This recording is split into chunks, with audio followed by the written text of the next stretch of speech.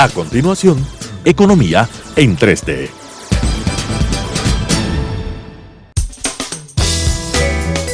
Clasificación A. Apto para todo público.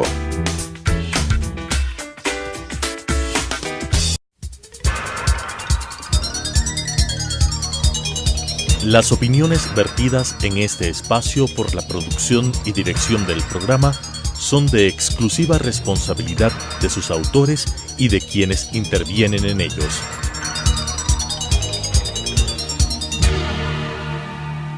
Telesucesos Canal 29 presenta Economía en 3D. Estimados amigos, un gusto nuevamente compartir con ustedes Economía en 3D, con Daniela Oleas, con Rodrigo Espinosa y Mauricio Pozo quienes hablan. En esta entrega vamos a tratar en la primera parte del programa sobre el tema del microcrédito, el financiamiento al sector de microempresarios, al sector rural del país. En la segunda parte entraremos a conversar un poco sobre el tema del veto parcial que se ha dado a la ley que está en poder en este momento del Congreso, una vez del veto parcial del Ejecutivo. Para efectos de tratar el tema del microcrédito, contamos en esta oportunidad con la participación de Andrés Holguín. Andrés es un especialista en el área, maneja una institución que brinda microcrédito al sector rural básicamente del país, así que creemos que es un tema que nos convoca a todos, es un tema de coyuntura y creo que podemos aprovechar su experiencia para poder tratar, conversar, analizar este tema y que de alguna manera pues nos dé su experiencia, sus luces sobre cómo funciona el sector, qué problemas existen, qué ventajas existen y sobre esa base pues darles a ustedes la mayor cantidad de información que ustedes requieran. Simplemente para iniciar el análisis, mencionar que cuando uno analiza la cartera del sistema financiero en el Ecuador, uno va a ver pues que la mayor cantidad de los recursos prestados se concentran en el sector comercial, el sector productivo, el sector de consumo, y las proporciones menores están destinadas a la vivienda, están destinadas al microcrédito. Y este sector pues no es solamente atendido por algunos bancos en cantidades, yo diría, todavía pequeñas, sino también por otro tipo de instituciones como son las cooperativas y asimismo por las ONGs que reciben recursos básicamente de financiamiento por parte del exterior. Así que esto simplemente como una suerte de introducción. Quisiera en este sentido pasarle la palabra a Andrés para que un poquito nos cuente cómo es el sector, cuáles son las características y pues un poco las reflexiones que tú tengas sobre el particular. Muchísimas gracias, Mauricio, muchísimas gracias por la invitación, es un honor estar aquí. Un saludo muy cordial al importante grupo de televidentes del programa.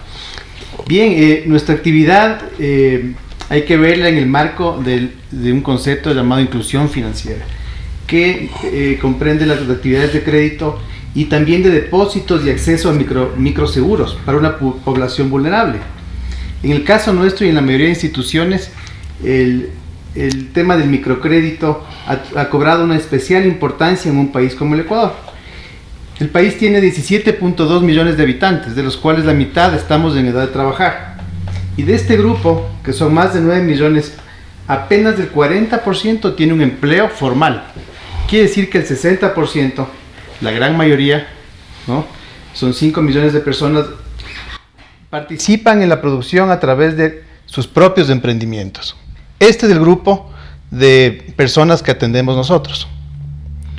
¿Cuál es un poquito la característica de las operaciones de crédito a diferencia del crédito formal o tradicional, digamos, de una operación de consumo o una operación comercial? Interesante.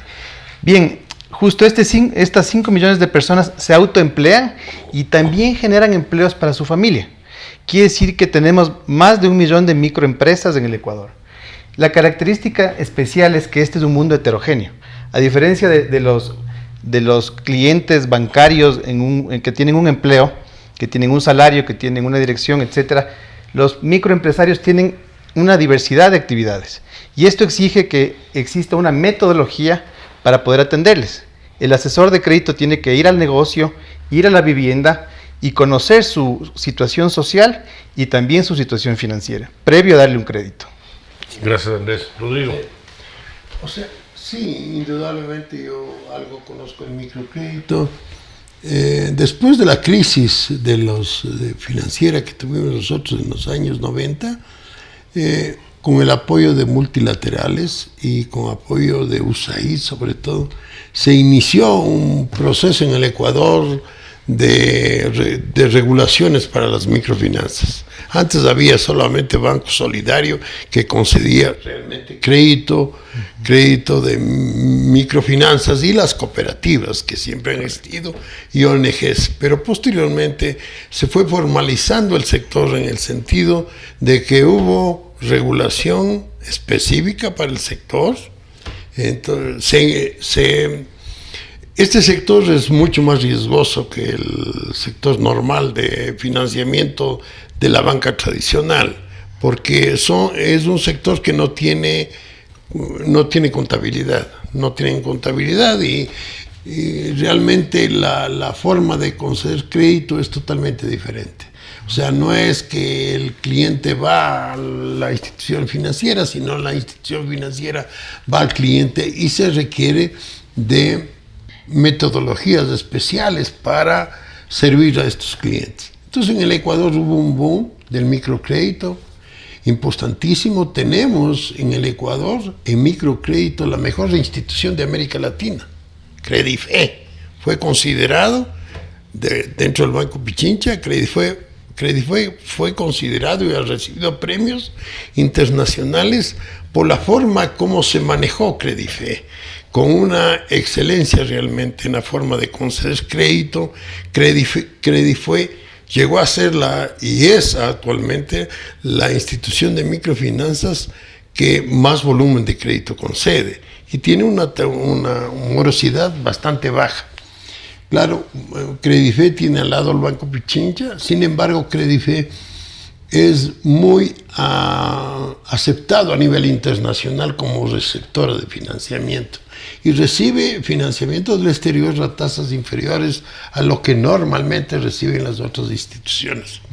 Entonces, se adoptaron un sinnúmero de normativas muy bien pensadas con la asistencia de AID y se tomaron resoluciones que hacen, por ejemplo, que el crédito la morosidad del crédito se mide a plazos mucho más reducidos que los normales, porque en el caso de microcrédito se habla que si un cliente no paga en espacio de 180 días, ya más o menos se da por perdida la operación.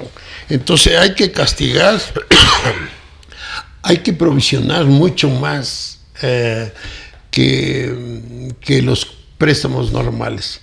Lo que yo veo es que últimamente ha habido la política de la Superintendencia de Bancos de supervisión ha sido muy laxa. Entonces ha permitido, por ejemplo, en el sector que las provisiones sean muy inferiores a la cartera improductiva. Y eso está generando un problema. En el caso de la Superintendencia de Economía Popular y Solidaria, la supervisión es extremadamente laxa. Por eso es que han quebrado más de 200 instituciones, ¿no? Entonces, ese es un problema que ese sector, debido al riesgo que tiene que ser manejado muy eficientemente, ¿no? Extremadamente eficiente, porque caso contrario le hace daño al propio deudor, porque el deudor frente a una política laxa tiene problemas, porque le dan recursos en volúmenes más altos que la capacidad de pago que él tiene. Entonces han generado determinados problemas en vista de que muchas de las instituciones financieras que conceden este tipo de crédito no captan ahorros, con excepción de las cooperativas. Las cooperativas tienen depósitos, pero el resto no. El resto se financia, la fuente de financiamiento proviene del exterior, ¿no? Proviene del exterior, o sea, tienen un riesgo muy alto en la fuente de financiamiento que casi es única. Entonces, eso obliga a que la normativa para estas instituciones tenga que ser mucho más eficiente y mucho más rígida, ¿no? En todo el mundo se habla de que el crédito a la microempresa es mucho más riesgoso. Entonces, hemos enfrentado a un crecimiento sustancial en los primeros años de los 2000, hubo un crecimiento sustancial. Banco Credifel superó a Solidario y comenzaron a aparecer instituciones. Muchos bancos normales comenzaron a tratar de bajar, a dar microcrédito y se han separado como consecuencia de la fijación de tasas. Y hay problemas que requieren realmente que la supervisión y las regulaciones tomen en cuenta este sector, que es un sector totalmente diferente. ¿Cómo le ves tú el tema de la supervisión y también cómo le ves el crédito al sector microempresarial otorgado por los bancos? ¿Hay alguna diferencia o no hay? ¿O de las cooperativas, tú manejas una ONG o es distinto a la del ONG? Háblanos un poquito de ese tema. Gracias. Sí, es interesante y debemos aprender a valorar un poco todos los actores que están en este sector, porque cada uno tiene un rol. En el sector participamos ONGs con cartera, cooperativas y bancos. Así es. ¿Ya? En el caso de los bancos hay dos tipos. Un banco que ha hecho un downscaling, se llama un banco múltiple, que tiene una operación muy importante de microfinanzas, en el caso de Credife. Y también la banca especializada, que son bancos que exclusivamente tienen créditos Finca de Miro, Vision Fund. Sí. Casos importantes que... Solidario, que tiene una cartera micro también histórico, ¿no? En el caso de las ONGs, estas tienen su especialidad normalmente por zona geográfica o por tipo de clientes. Hay distintas metodologías. Un colega nuestro tiene una gran operación en Manabí con banca comunal, otro en Loja, el caso de Insotec está en algunas partes del país, con crédito rural y agrícola. En general, las microfinanzas se han concentrado en los bancos, más en zonas urbanas y periurbanas, y en el caso de las ONGs en zonas rurales, ¿no? Ahora, dentro de las cooperativas, claro, muchas pequeñas hacen un trabajo muy interesante, de casos exitosos, medianas y grandes. Otras, digamos, entre su portafolio tienen algo de microcrédito. Pero en este sentido hay que ver ahora el rol de la Superintendencia de Economía Popular y Solidaria, que tiene que precautelar los depósitos de millones de familias que han confiado en el sector cooperativo. Es un trabajo complejo, pues hay más de 600 instituciones y, como bien decía Rodrigo, algunas de esas cerraron. Es decir, más que por tamaño, habría que ver la calidad de su trabajo, tanto en la parte cualitativa con los clientes, o sea, su rol en la sociedad, en los territorios, como también la calidad de la institución en sí como institución financiera. Ya. ¿Y cómo le ves tú el tema de las políticas del ente supervisor, en este caso la Superintendencia de Economía Popular y Solidaria, el manejo de provisiones, ese tipo de normativa? ¿Cómo le ves? ¿Muy laxa? ¿Le ves que tiene que mejorar? ¿Cómo le aprecias? Hay que mencionar algo importante. En verdad, a inicios del 2000 hasta el 2007, las microfinanzas crecieron muchísimo. Se generó normativa, se especializó el buró también. Y se creó el buró de crédito. Se creó el buró de crédito y eso permitió poder incluir y dar más acceso clientes a muchos clientes que no tenían acceso a un crédito o un depósito. A partir del 2007, con el techo de tasas, hemos experimentado un fenómeno que es muy claro en las cifras. Ha crecido la cartera, pero no el número de clientes. Entonces, es muy claro que el techo de tasa no genera inclusión financiera. Al contrario, la detuvo. Habría que ver nuevos esquemas que permitan cubrir costos en zonas lejanas, cubrir costos en créditos pequeños rurales, ¿no? Que la tasa de interés responda al riesgo asumido y al costo de las operaciones. Eso va a permitir un crecimiento del sector. Y respecto a otros países, la operación de microcrédito en otros países que tú tengas conocimiento, ¿cómo le ves el caso ecuatoriano? Bueno, el país estaba en el top 5 de calidad y ambiente para microfinanzas en 2007. En el momento estamos tal vez en el top 5, pero al revés. Es decir, tenemos trabajo que hacer. Tenemos trabajo que hacer en la parte del ambiente de regulación de tasa de interés, del ambiente del país como tal para recibir recursos del exterior. Felizmente, a pesar de todas estas situaciones, el Ecuador se convirtió en un destino, gracias a la gestión de las instituciones, diría yo, de recursos de prestamistas especializados, internacionales de mucha reputación, y gracias al dólar, porque ellos pueden tener una confianza de que sus inversiones aquí en instituciones de alta calidad tienen una seguridad en el tipo de cambio, y si hacen un buen análisis institucional tienen una seguridad en el riesgo de crédito. Bueno, y los servicios financieros de crédito de los organismos internacionales que conceden, hay una ventaja que, por ejemplo, el BID realiza foros anuales en donde se reúnen todos los fondistas y van las instituciones financieras que conceden este tipo de crédito y se reúnen en donde hacen los negocios y se conocen a las instituciones financieras.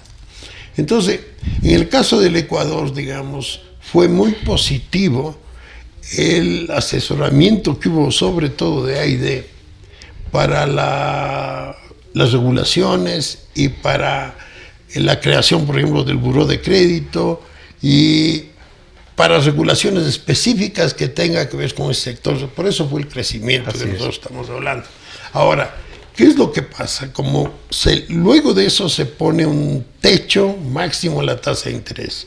Y esto impactó en algunas instituciones cuyos costos, para el caso de los bancos sobre todo, costos en la concesión de crédito, les generaban problemas porque tenían que cubrir adicionalmente otro tipo de costos, como son los relacionados con la supervisión. Las ONGs estaban alejadas de la supervisión, pero lo que hacían las ONGs por lo general es seguir todas las regulaciones que la Superintendencia de Bancos desarrollaba, y ellos se unían en autorregulación, y como es un sector que tú tienes que tener una metodología propia de concesión de servicios financieros, porque depende del sector rural, depende de la visión que tú tengas. Si tú quieres incluir gente, la metodología de concesión es totalmente diferente. Entonces, pero realmente exige que haya eficiencia. Hemos visto instituciones de microfinanzas, por el caso de Finca podemos hablar, que estuvo casi a la deriva, con problemas muy serios, cuando se le fijó la tasa de interés. Y algunas instituciones han pataleado, llamemos, como consecuencia de eso, y que no han mejorado sus metodologías de gestionar el microfinanciamiento. Y por lo general en el país no se han adoptado otros productos que no sean crédito. Estas instituciones, a pesar de que son instituciones bancarias, no captan depósitos, casi no captan Crecen depósitos. Lentamente, sí. Y conceden microseguros, que más que microseguros de ellos son microseguros de las compañías de seguros, que hacen convenios con ellos a través del cual ellos son los que gestionan. Lo que hacen las instituciones microfinancieras es ganar una comisión, que es muy importante para ellos. Sí. Pero no saben cómo conceder ese tipo de operaciones. Yo no sé las ONGs cómo están haciendo en seguros. Y tal vez la metodología, si nos cuentas un poquito cómo... Exacto. Importante lo que menciona, ¿no?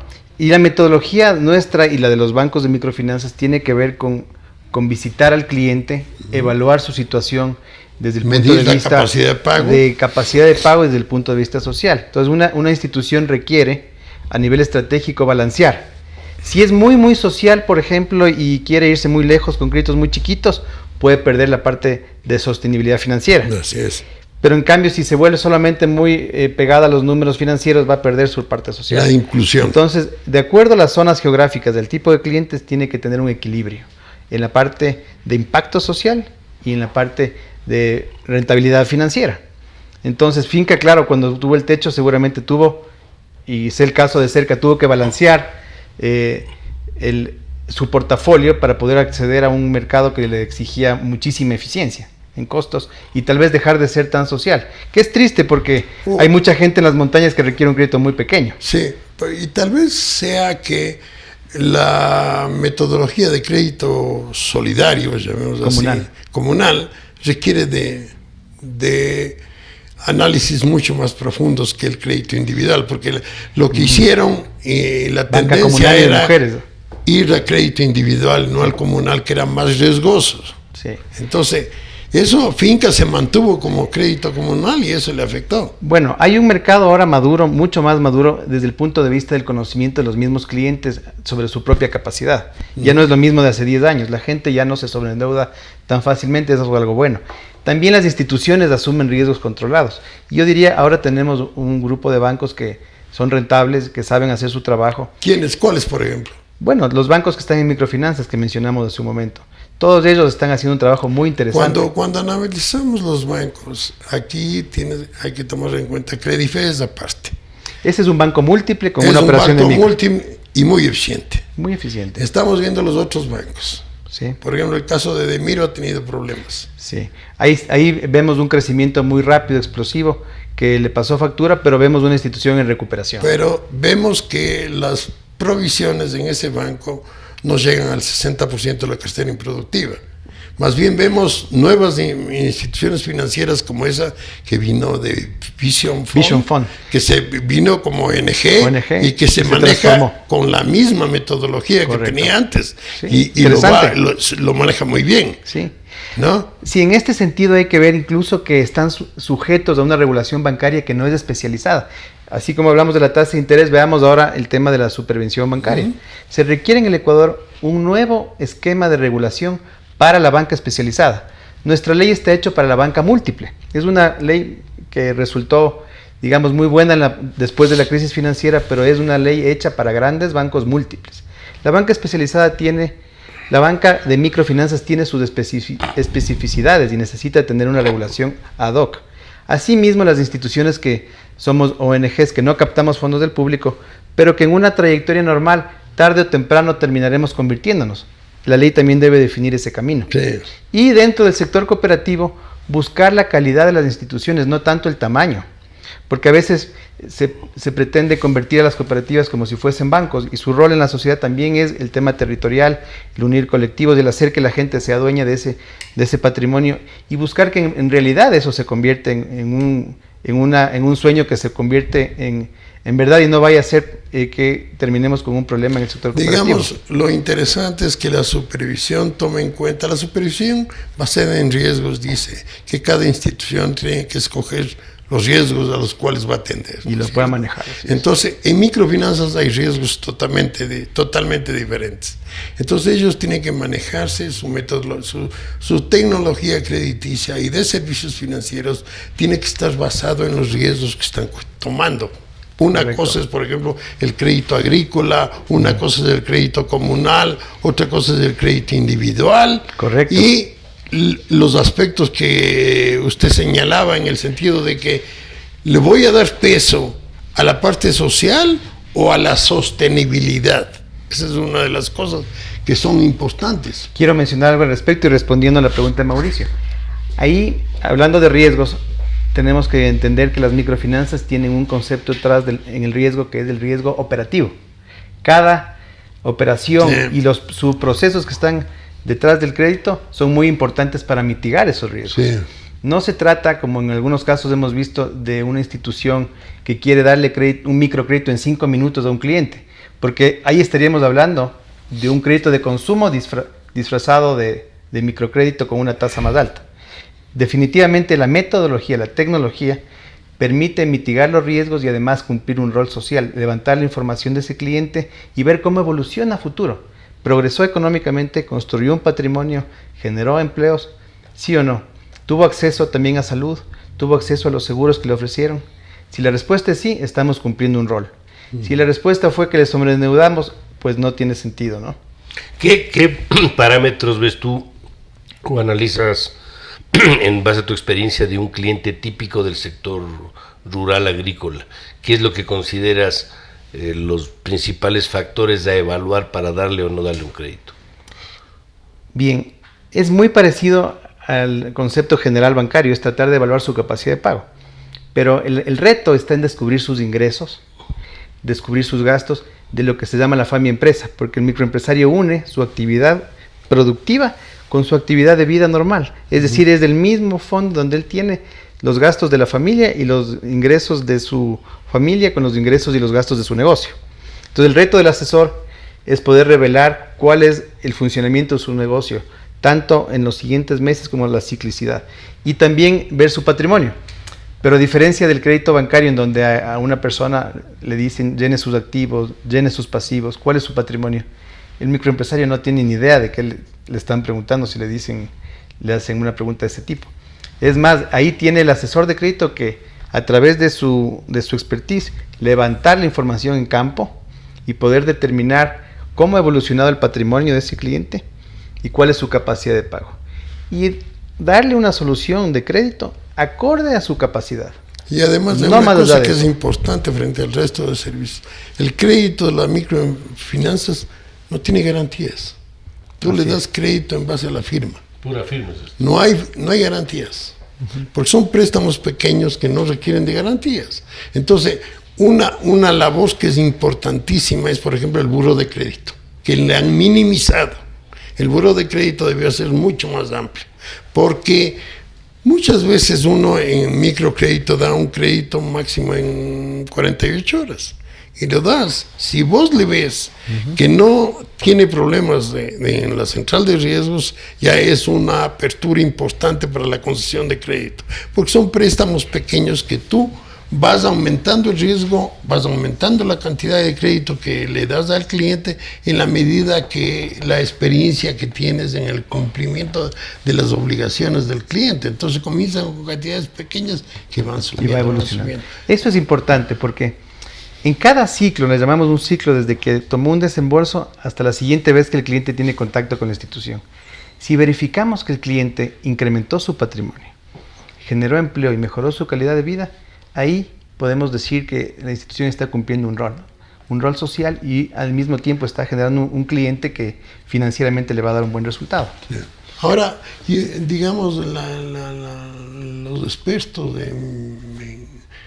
han llegado a la conclusión de que el microcrédito no tiene un impacto en el Producto Interno Bruto, no tiene mayor impacto, ¿no? El impacto es de otro tipo. O sea, aquí las instituciones eficientes hacen que la calidad de vida del deudor mejore. Y que salga de la pobreza. Solamente ellos. Los otros generan más bien serios problemas. Entonces, microfinanzas, por eso es el riesgo, ¿no? Están actuando con los excluidos. Así es. Sirviendo a excluidos. Entonces, la obligación que tienen las instituciones financieras de servir bien es mucho más importante que en otros sectores. Así es. Algo importante que quisiera resaltar es, en este momento el sector necesita ser amigable con el inversionista externo. Debemos sacarnos de la cabeza la idea de que con impuestos de la salida de divisas los dineros no salen. Al contrario, hemos visto que si hay impuestos de la salida de divisas, los dineros no entran, porque los inversionistas piensan, bueno, ¿y mañana cuál va a ser el impuesto?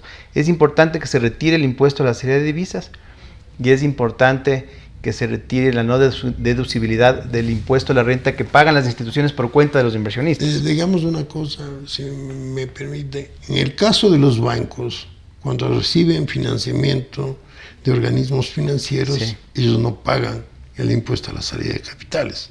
El problema que tienen más bien es el pago de los intereses, el pago del impuesto a la renta, porque uno tiene que cubrir los beneficios de los intereses del prestamista. Le obligan al deudor el cubrir eso. Y ahí sí viene un problema del impuesto a la salida de divisas, ¿no? Entiendo yo. Claro. Todo lo que encarezca el financiamiento dificulta el crecimiento de las instituciones y el llegar más lejos. En la medida en que reduzcamos el costo financiero, que no solo es la tasa de interés, sino toda esta carga tributaria, podemos hacer más con menos. Ese es el concepto. Bueno, estimados amigos, se nos agotó esta primera parte, el tiempo. Queremos agradecerle a Andrés por su aporte para entender un poco mejor cómo funciona el mundo del microcrédito. Vamos a entrar en una pausa y continuaremos con el análisis del veto parcial de la ley económica. Regresamos en un momento. Enseguida volvemos. Economía en 3D.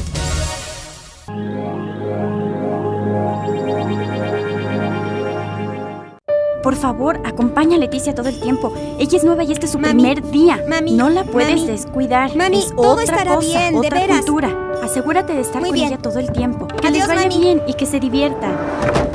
Ignora a mi mamá. Está nerviosa por todo esto. Creo que se preocupa más de la cuenta, ¿no crees? Y siempre hace lo mismo. Así que, ¿estás lista para entrar al horripilante castillo de los espantos? Y la verdad, en serio, es tan aburrido que no sé cómo se les ocurre que tengamos que venir aquí diario. ¿Y cuántas escuelas hay donde tú vives? Ni una.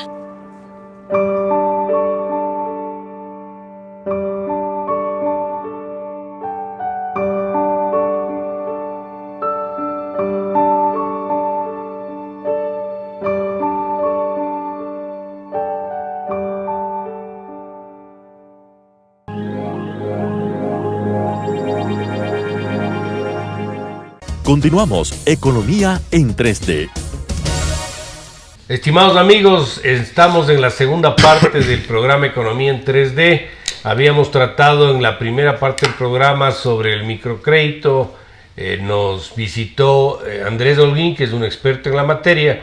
Y en esta segunda parte del programa, con Daniela Oleas y Rodrigo Espinosa, pues vamos a tratar un poco de conversar sobre este veto parcial de la ley que se denomina Ley Orgánica para el Fomento Productivo, Atracción de Inversiones, Generación de Empleo, Estabilidad y Equilibrio Fiscal. Es un poco largo el nombre de la ley. Así que para darles una opinión personal, no he conversado con mis compañeros de mesa, les voy un poquito a comentar en dos palabras qué es lo que yo creo. No creo que se cambie mucho del proyecto original. Creo que se han incluido algunos temas en la parte de los incentivos, algunos aspectos en la parte de las exoneraciones. Creo que en la parte de los indicadores fiscales se incluyen otros conceptos. Por ejemplo, se habla de un equilibrio fiscal de largo plazo, pero muchos de esos conceptos y se habla de equilibrio global también están de alguna manera en un proceso de espera al reglamento.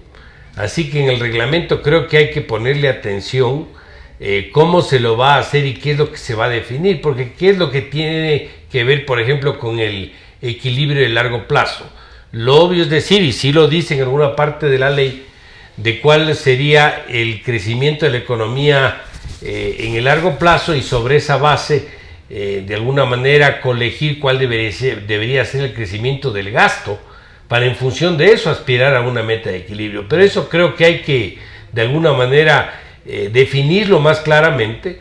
Asimismo, hay que aclarar esto de si hay un excedente futuro producto de una política contracíclica, llamemos así, cómo juega eso con lo que ya está puesto en la ley, que es el ahorro de excedentes petroleros. Ese tema tampoco está tan claro en su definición. Y sobre esa base yo creería que la ley tiene sus cosas positivas. Creo que hay que perfeccionarle, creo que añadir temas, hay que ver qué va a pasar con el reglamento. Tiene cosas que son complicadas, por ejemplo, la no posibilidad de que actúe un arbitraje internacional para la inversión extranjera. Yo creo que eso puede ser un gran problema. Y claro, en la práctica no sacaríamos mucho con tratar de ordenar la casa si no va a haber recursos que vengan de afuera que van a permitir cumplir el propio texto de la ley, que dice generar empleo, estabilidad y fomentar la actividad productiva. Entonces creo que en ese sentido la ley es bastante perfectible, pero también creo que tiene que complementarse con otras decisiones. La ley por sí sola, por más buena que ésta pueda ser, a mi forma de ver, tiene que completarse, por ejemplo, con una decisión del gobierno en materia de subsidios. Ahora está en plena ebullición esto de los subsidios. Ya hemos conversado en el pasado aquí sobre este tema. Yo personalmente creo que en el caso de las gasolinas tienen que tomar una decisión y focalizar el impacto en el caso del diésel, pero creo que es un impuesto inequitativo y además injusto. Tiene que pensarse en reformas arancelarias para bajar el costo de producción en el Ecuador. Hay que abordar el tema de la seguridad social, que no tiene por qué estar aquí, pero eso no quiere decir que no se tomen decisiones sobre el particular. para que esta ley pueda ser completada, pueda ser perfeccionada y pueda dar mejores impactos de tal como está redactada. Veamos qué es lo que ocurre, pero eso al menos es una opinión inicial que yo quisiera darles sobre la ley. Tú, Daniela, ¿cuál es tu opinión al respecto? Yo revisé el texto del veto en función del... 154 páginas. 164. Ah, ya. No alcancé a terminar todo, pero sí me sorprende, he de ser sincera, porque revisé el texto original, el texto de la asamblea y el veto. Yeah. Y claro, uno sí ve que los asambleístas se han puesto creativos. Yeah. Bastante creativos en algunas cosas, y mucho del veto tiene que ver en cómo corregir un poco de algunas propuestas de los asambleístas. Por ejemplo, hay un tema sobre, solo por poner un ejemplo, ellos establecen en el artículo de que la eliminación del ISD, por ejemplo, dice siempre los incentivos están bien siempre y cuando las inversiones se den en temas donde se contraten menores de hasta 25 años y a partir de 40 años. Yeah. Entonces, el veto dice es muy complicado establecer una inversión donde se puede establecer el número de empleados que sean menores de 25 años y mayores de 40 años. Ese tipo de cosas hay a lo largo del texto. Es decir, hay algunos temas que los asambleístas tratan de corregir ciertos temas, pero complican mucho la ley. Entonces, el veto tiene mucho que ver con esas correcciones de los asambleístas. ¿Cuál es tu opinión? Verás, yo creo que lo que tú decías de un comienzo, que hay muchos aspectos muy importantes respecto a las decisiones macrofiscales, llamemos, que se van a basar mucho en reglamentos que no conocemos. Se da mucha importancia, creo que no es práctica algunas. El espíritu es de que quieren corregir el desequilibrio fiscal, pero hay muchas cosas que no son prácticas. Cuando hablan del crecimiento a largo plazo, el problema de ahora, el crecimiento de la economía a largo plazo y tratar de vincular los gastos a eso. Yo digo, el problema que tenemos fiscal es de ahora, el desequilibrio es actual. Entonces, ¿qué es lo que deben decir? ¿Cómo van a corregir ese desequilibrio? O sea, ¿cuál va a ser la disminución de gastos en el futuro? Más específicos. Más específicos. Porque, ¿cuál va a ser las metas de endeudamiento público? Porque no pueden dejar abierto como está. Es decir, si tenemos 58 o 60% del PIB como deuda, tienen que decirnos ahora cómo van a reducir, pero, ¿sabes? en cuánto van a reducir. Pero a mí la impresión que me da es, cuando tú lees el texto, en el tema de la deuda, específicamente en la asamblea salió que no debería superar el 40%. Sí. Ya, lo cual no es verdad y no es posible de hacer. No es posible. Entonces, ¿qué es lo que hace el texto que corrige el texto de la asamblea? Dice, no empieza a hablar lo que tú dices, no establece y dice, el reglamento dirá cómo se hace. Dirá. Entonces, a mí me da la impresión que es la manera que han encontrado de subsanar algunos de estos temas que quieren poner los asambleístas, y sin pelearse para que la ley se apruebe, dicen varios de estos temas se van a reglamentar posteriormente. Ahora, así es. El tema es que es súper peligroso porque termina siendo como se hacía antes. No, sí, claro, es lo muy mismo. vago. Mira, a mí me parece que el espíritu es muy positivo. Sí. Pero prácticamente yo veo mucha debilidad. O sea, muchísima debilidad. Ambigüedad. Ajá. Y eso de que si el problema es actual, hay que corregir ahora. El problema ahora y en el futuro. El problema. No pensar en lo que va a venir de crecimiento. No pensar en las cosas que van a venir después, que son ex post. El problema es muy grave. Es bien difícil pronosticar lo que puede pasar en el 2019. Estamos viviendo una economía con 9 meses de deflación, una economía en donde la demanda no es suficiente, una economía en donde el empleo no está mejorando. Está empeorando. ¿No? Entonces, estamos viendo esa realidad y por ejemplo, una cosa muy importante como el Tratado Bilateral de Inversiones. Está suelto.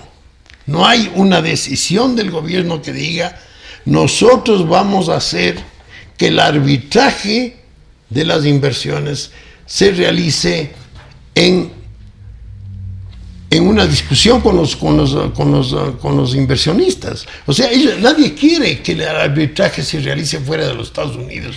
Pero verás, ahí por ejemplo, ahí hay un tema. El texto de la Asamblea te dice, las inversiones se tratarán mediante arbitraje nacional o regional. O regional. Regional. Es lo que hay. Entonces, pero regional, o sea, no regional es en Chile. Es de Chile. Pero la ley lo que te dice es el arbitraje de acuerdo a la norma establecida el tema jurídico nacional. Eso es decir, lo mismo. Pero tratan de, digamos, eliminar las palabras pero, Daniela, es regional mismo, y nacional. Es lo mismo. El problema de tratados bilaterales de inversión, que me preocupa lo que está señalando el canciller. El canciller está señalando que ya han presentado un tratado bilateral de inversión a conocimiento de los países acreedores. Ninguno de ellos está de acuerdo, porque no hay el arbitraje fuera de la región, que es lo que le interesa al inversionista. El arbitraje que le interesa al inversionista es del que está en el Banco Mundial. Ese es el interés. Eso es claro. Eso es claro. Eso te dice en todo el mundo. Y si no hay eso, el problema de las inversiones vamos a tener bien grave. Entonces, ese es un problema político, nada más que político, ideológico, que no quieren que el arbitraje sea en los Estados Unidos. Pero quieren que sea en Chile. Pero fíjate, Rodrigo, en el proyecto dice, voy a leer textual, para contratos de inversión que superen los $10 millones de los Estados Unidos, los organismos del Estado podrán pactar arbitraje en derecho de acuerdo al ordenamiento jurídico. ¿Sabes cuál es el ordenamiento? La Constitución. ¿Y sabes lo que dice la Constitución? Que no hay cómo irse afuera. Por lo mismo. Entonces, aquí tienes un problema, en este caso sería constitucional, ahora ve, que tiene que ver cómo lo arreglo, pero lo de fondo, lo que quería decir es, el gobierno anterior, el gobierno de Correa, suscribió acuerdos de deuda en la emisión de bonos, donde yo he leído la oferta pública y dice jurisdicción Nueva York, jurisdicción Londres. Así es. O sea, sí han firmado contra para la jurisdicción ley. Y afuera, contra la ley o a favor de la ley o lo que sea, sí, pero han firmado pero eso está mal. Mira, eso es ilegal, en definitiva. Pero lo que tienen que ir... ¿Quiero yo inversiones del exterior? ¿Quiero inversión directa? Pues muy bien, ¿cuál es el problema? Eso ha dicho muy claramente el embajador de los Estados Unidos, ha dicho la Comunidad Económica Europea, ha dicho Corea, han dicho todo el mundo que está tratando de gestionar tratados de libre comercio con el Ecuador. Se requiere que el arbitraje esté fuera de la región. Bueno, ese tema tienen que arreglar, porque si ese tema no arreglan... Eso no está arreglado aquí, por eso te digo que no es práctico. Pero es que en esta ley no puede arreglar porque constitucionalmente no es permitido. Entonces, ¿de qué digan? Pero la ley lo que te dice, de acuerdo... Vamos a tratar de modificar la Constitución en este aspecto. Pero la ley te deja, está redactada de tal manera que si modificas la Constitución, inmediatamente ya pero verás, pero eso tienes que modificar, o sea, no cambiamos, tenemos el mismo problema. ¿Sabes qué he visto yo? Una cosa inteligente de una legisladora que dice, de acuerdo con la Constitución, te dice que la soberanía no puede ceder en caso de tratados comerciales. Entonces dice, el comercio no es inversión. Entonces preguntemos a la Corte Constitucional si eso impide que las inversiones tengan arbitraje internacional.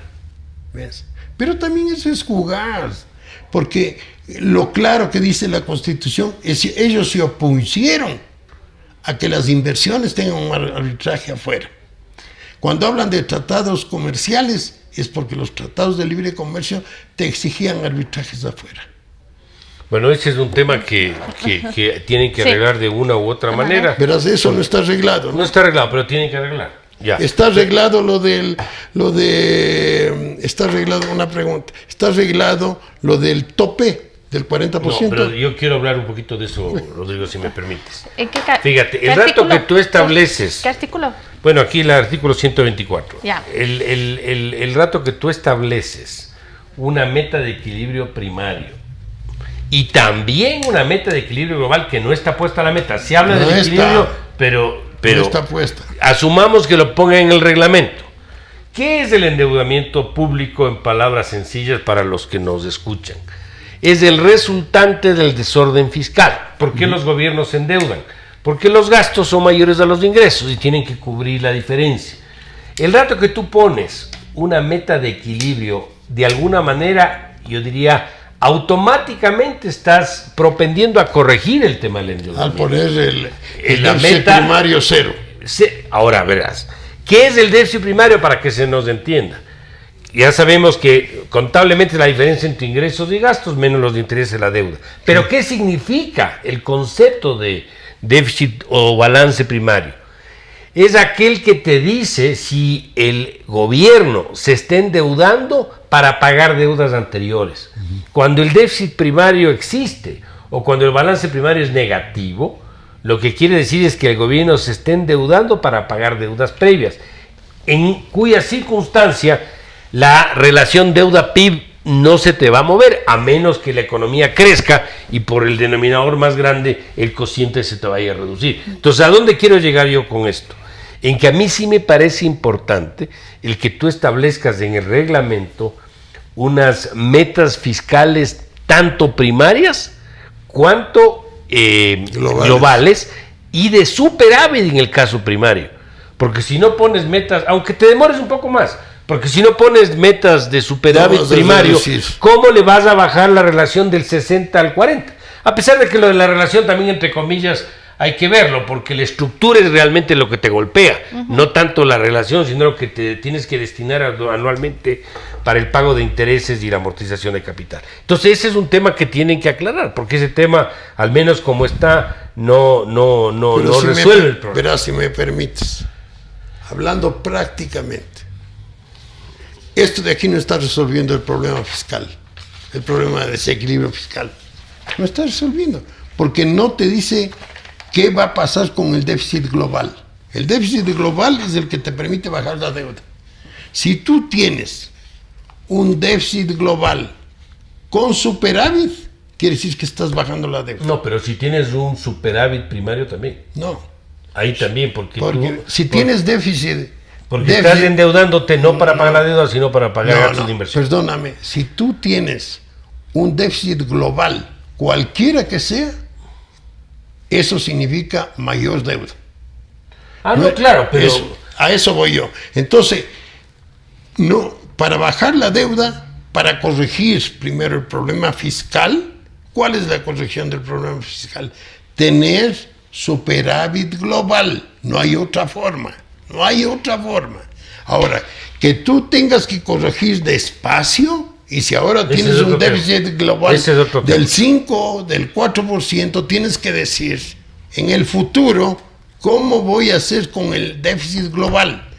Le voy a reducir el déficit global del 4 al 2 y al 0. Caso contrario, no están resolviendo el problema fiscal. Hay solamente el espíritu. Pero hasta ahora no nos dicen algo claro, práctico, bueno, eso tiene que te permitan reducir. Ahora yo te digo no te está resolviendo el problema de las inversiones, de la inversión directa extranjera, porque no hay la solución aquí, sino que te dicen que tienes que hacer lo que dice la ley, y la ley te dice que no debe haber arbitraje sino en la región, y el arbitraje en la región no le interesa eso al embajador a los Estados Unidos ni a la Europa.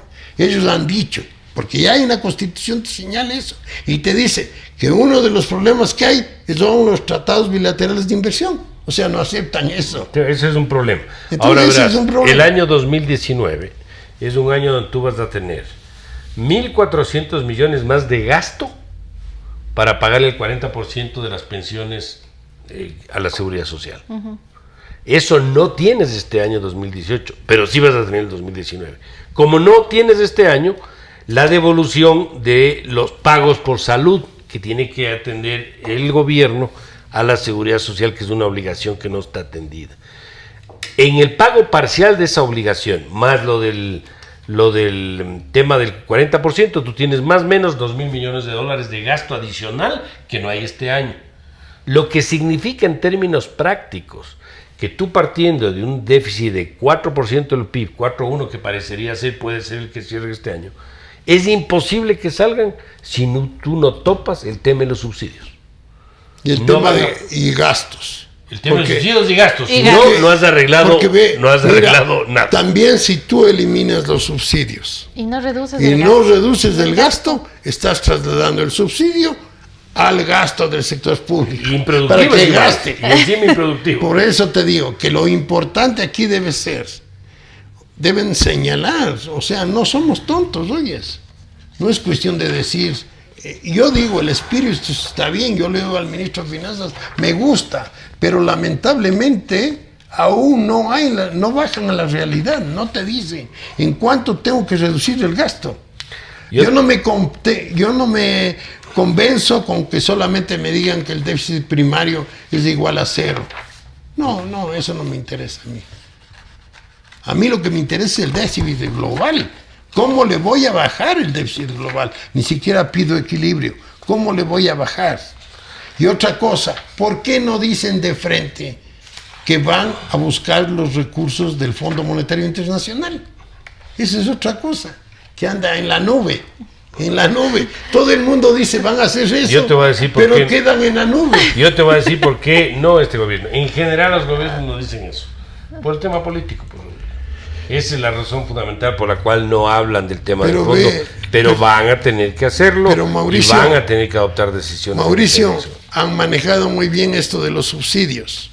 Y ya mucha gente está diciendo hay que eliminar, en realidad hay que eliminar los subsidios. Pero eso no es lo primordial.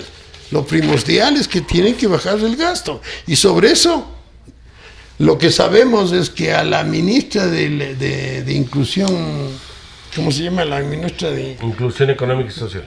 Inclusión Social. Le pidieron que baje 7 millones. 10. Y protestó, dijo que esto le iba a afectar a 22,000 niños. Y tiene un presupuesto de más de 700 millones de dólares. Más de 700 millones de dólares. Y mira cuántos empleados tiene. Y no es capaz de reducir 7 millones. Esas son las realidades que estamos viendo. Bueno, de todas maneras, yo te digo, en 11 años no habíamos hablado de metas fiscales. No. En 11 años no habíamos hablado de ahorros fiscales. Es lo que digo yo. O sea, ese espíritu está bien. Ha mejorado. Ahora, yo te voy a decir algo, Rodrigo. Asumamos, cosa que no es, pero asumamos solamente que esta ley es perfecta. Macroeconómicamente perfecta. Si tú no tienes el ministro que quiera aplicar la ley como está y la convicción del presidente de la República política para apoyar las decisiones, no funciona. Va a pasar. Así es. Y al revés, puede ser que esta ley no sea perfecta, pero sí tengas la convicción de hacer lo que tienes que hacer para corregir los problemas. Entonces, yo en ese sentido creo que todavía está por verse un poco cómo vaya desarrollando este proceso.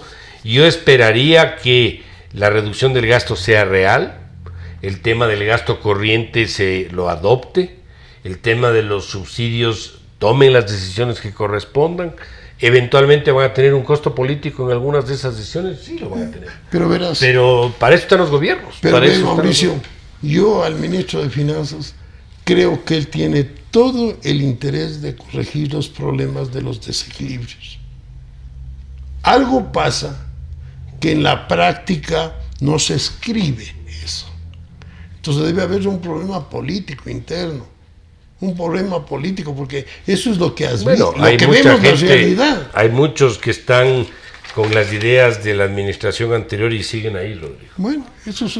Y eso yo creo que hace que haya más problemas a ratos de oposición al ministro adentro que afuera. Y eso no es la primera vez que pasa, por cierto. Y cuando uno ve el texto que sale de la Asamblea, tú te das cuenta que lo que dice Mauricio es verdad. O sea, las ideas del gobierno de los 10 años siguen ahí.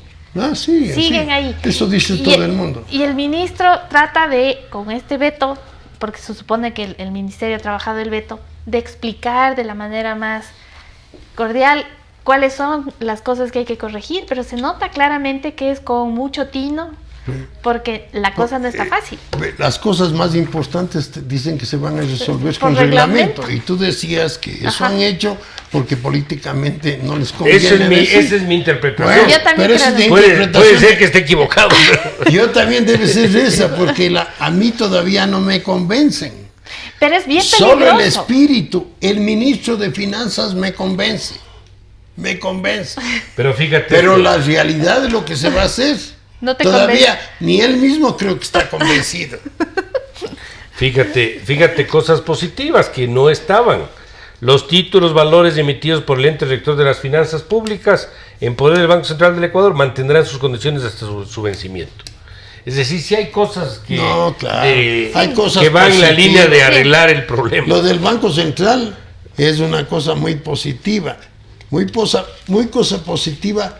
Yo no sé si prácticamente desde el punto económico es lo conveniente, porque en economía uno tiene que manejarse muy bien y tú tienes que tomar en cuenta que deuda interna es mucho mejor que deuda externa en un país dolarizado. Bueno, estimados amigos, se nos agotó el tiempo. Esperemos que esta conversación, este análisis les haya servido de utilidad a todos ustedes. Esperemos ver cómo termina este proceso del veto parcial y la práctica y el reglamento va en la dirección que todos esperamos, de corregir los problemas y darle al país pues una posibilidad de enrumbarse en una senda de crecimiento futuro sostenido. Así que nuevamente agradecemos su confianza. Estaremos con ustedes en una próxima oportunidad. Muchas gracias. Las opiniones vertidas en este espacio por la producción y dirección del programa son de exclusiva responsabilidad de sus autores y de quienes intervienen en ellos.